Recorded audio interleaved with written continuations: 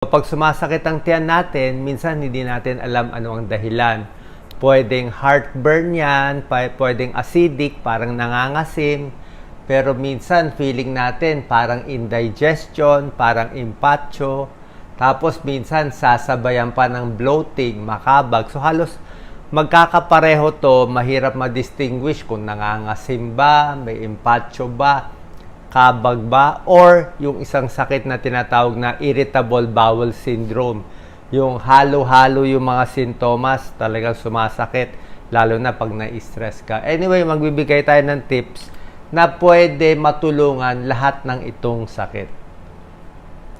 Anong causes ba nito? Ano ba yung mga bagay na hindi maganda sa tiyan in general? Okay? In general, mabilis ka kumain. Pag mabilis ang kain mo, syempre may impatcho, kakabagin ka mabilis eh. Overeating, sobra dami kinakain. Okay? Mabilis, marami, alak din, excessive alcohol, syempre masakit din sa tiyan yan. Kape, nasa sa inyo. Yung iba matibay ang tiyan, kaya ang kape. Soft drinks, kape, carbonated drinks kasi nga pag soft drinks, diba, nagbo-burp ka. So, depende naman sa inyo. Pero yung iba, pag sa soft drinks, kape, sigarilyo, mas nagkaka-heartburn, mas nagkakakabag. Ito, pag yung pagkain nyo matataba, sobra mantika. Diba, minsan meron tayo kinakain na sobrang oily, na pagkakain mo dito sa restaurant, diba, kumain ka ng whatever, pork chop o bulalo, mararamdaman mo sa labi mo, pagkakain mo, parang may mantika ka pa. So, pag very oily siya, masakit din sa tiyan. Okay? May nervyos, may stress, may kaaway, salita ng salita. Okay? Salita ng, hindi yung ordinary kwentuhan, yung nagsasalita ka na nai-stress ka, pwede ka kabagin. Buntis. Siyempre, buntis, naiipit ang tiyan. Laging nakaupo, laging nakahiga, at meron mga gamot nagkakos din yan. Okay? Ano ba nakakasakit ng tiyan? Yung mga pain reliever, mga aspirin, pwede yan makahapdi ng tiyan. Yung mga potassium supplement, marami yan, depende. Kaya kahit antibiotic, kumain ng antibiotic, magtatain na ako eh. Mahapdi sa tiyan din yung antibiotic. So, anong gagawin natin? Hot water lang ang pinakasimple, pinakamura. Gusto mo sa labat, gusto mo tsaa, pwede, pero hot water lang.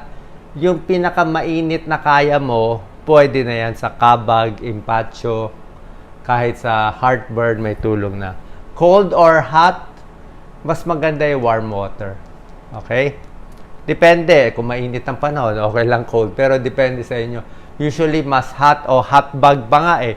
Nilalagyan ng mainit ang tiyan. Lalo na sa gabi, pag sumasakit ang tiyan mo sa gabi, maganda kinukumutan yung tiyan eh. Parang mas nakaipit ang tiyan. Pagdating sa citrus fruits, usually, mas hirap ang tiyan. Okay?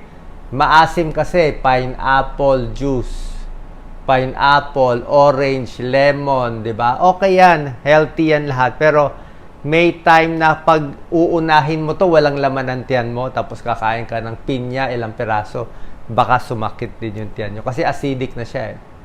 Pero kung after meals, kumain ka muna, tsaka ka kumain ng mga citrus fruits, pwede naman. So, ito yung mga iiwasan. Yan, depende nga sa inyo. Yung mga medyo maasim-asim, baka dapat after meals. Yung mga chips, sa akin dito po pwede. Yung mga masarap siya kung walang sakit ang tiyan mo. Pero kung mga nacho, taco, medyo like yung mga Mexican food, mahilig ako sa pero pag Mexican food, yung mga burrito, mga taco, masarap siya. May mga salsa, kaya lang, kulo agad ang tiyan ko. Spicy eh. Marami siyang spices eh. Chocolate, healthy and dark chocolate, no? Pero pag chocolate, subukan nyo. Pero feeling ko, nakaka-GERD din siya sa akin, nakaka-acidic siya. Chocolate, alak, soft drinks, acidic, yan o. Prito, okay, fried chicken, pwede naman pag may kanin, basta prito. Fried rice, mamantika, sinangag, depende. Okay, spicy foods, o mahapdi din na spicy foods, nasa sa inyo. kung sanay kayo. Gatas, depende kung meron kang lactose intolerance. Ako, meron ako lactose intolerance. Pag uminom ako ng gatas, nagtatay ako. Pero may tao naman, walang lactose intolerance. Kung depende po sa inyo. Tulad na sinabi ko, hot water, maganda. Hot water, chamomile tea, pamparelax, chamomile tea. Kahit anong brand, okay yan. Hot pack, pwede yan. Mainit na sabaw. Okay, actually yung noodles pwede rin naman eh. Medyo malabnaw lang, mainit na noodle, kahit instant noodle, 'di ba? Medyo kakalma rin siya eh. Basta mainit-init lang, kalmado. Okay? Wag lang masyado maalat, wag mo nalagay lahat ng seasoning. Hindi ko sinasabi healthy ang noodles, maalat ng noodles, pero kung pampakalma lang ng tiyan, baka pwede rin. Luya, saging pwede rin. Yan, wag lang masyadong hilaw. Yan. Salad, depende. Konting gulay, lalo na kung medyo, hindi matigas na gulay. Manok, depende. Isda, pwede. Oatmeal, depende po sa inyo. So, yung iba naman kasi, ang problema, like ako, minsan may heartburn ako. Minsan may GERD ako. Pero, madalas, bloated ako. Pag irritable bowel syndrome, bloated, malaki lagi yung tiyan. Parang, parang bondat ka. Tsaka problema ko ito, pag nag-irritable bowel, bloated ang tiyan ko, sumasakit din likod ko. Sumasakit din dito tagiliran ko. Kasi sa dami ng hangin sa tiyan, natutulak yung muscle natin eh. Natutulak yung muscle sa likod. Naiipit yung mga nerve, minsan kaya sasakit yan eh. Kasi nga pag bloated. Pero pag nakadumi ka, nakautot ka ng marami, maliit ang tiyan mo, mas maganda. Kaya nga sa heartburn, bloating, indigestion, mas maganda payat. Kasi kung mataba na tayo, malaki na bilbil, tapos may kabag pa, lalong sisikip ang tiyan. Pag upo, masikip, mahirap na. So, yan po. Pag bloated, soft drinks, iiwasan, tubig, maganda. Exercise para gumalaw-galaw ang tiyan. Dahan-dahan ang kain. Yung straw, actually sabi nila sa straw, lalo ka makahigop ng hangin eh. Tapos pag may GERD, syempre, huwag hihiga agad. Usually, intay mo na ng ilang minutes. Natural remedy sa mga buntis. Sa buntis, ganun rin naman. Mas maliit lang ang kain, lakad-lakad, iwas din sa spicy foods, maluwag na baro. Dapat maluwag.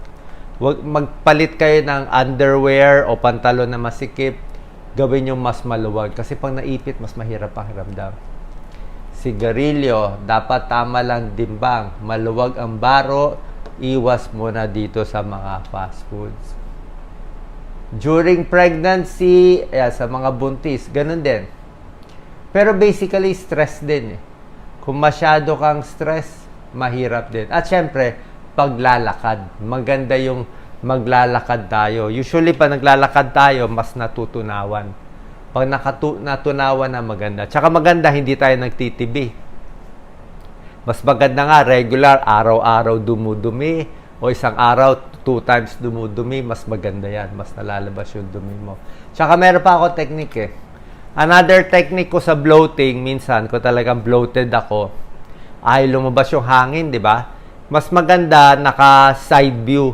Hihiga ako. Nakahiga, mga 15 minutes. Minsan higa. Minsan side view. Minsan iipitin mo ang tiyan mo. Yan, parang iipitin mo. Ipitin mo pa side. Ipitin mo dito. Minsan inaalug-alug ang tiyan. Pag nag-side ka, nag-ipit ka, nagkanan ka, yung hangin mo sa tiyan, gagalaw-galaw eh. Pag gumalaw yung hangin, may chance pupunta siya sa large intestine at mauutot ka. Mamaya, magugulat ka, every 5 minutes, utot ka na ng utot. 5 minutes, utot ng utot. So, pag nalabas mo lahat ng hangin, liliit ang tiyan, mababawasan ng kabag, mas maganda na pakiramdam mo. Ayan o. Less patulence. Ayan o. Para malabas mo yung dumi mo. Kasi connected din yan eh. Yung kabag, peptic ulcer at ibang sakit. Yan. Pag mag-gas din yung kinakain mo, depende, baka may gulay ka kinakain very gassy o salita ka na salita very gassy. Kasi nga, pag itong mga sintomas nyo, lampas na 2 months, 3 months, ako several years na connected talaga to. Pag mas stress kayo, mas masakit ang tiyan. Pag walang stress, walang sakit ang tiyan. Baka irritable bowel syndrome na yan. Pero ito pa rin naman, wala talagang tableta o gamot na, merong mga gamot pero punta kayo sa gastroenterologist nyo kung gusto nyo. Pero sa akin, di na ako umiinom ng gamot para dito sa mga kabag at iba. Usually, basta wala kayong bad symptoms, walang dugo sa dumi, hindi sumusuka ng dumi, hindi namamayat ng basta-basta, okay lang po. Sana makatulong tong tips natin para malunasan ang sakit nyo sa tiyan.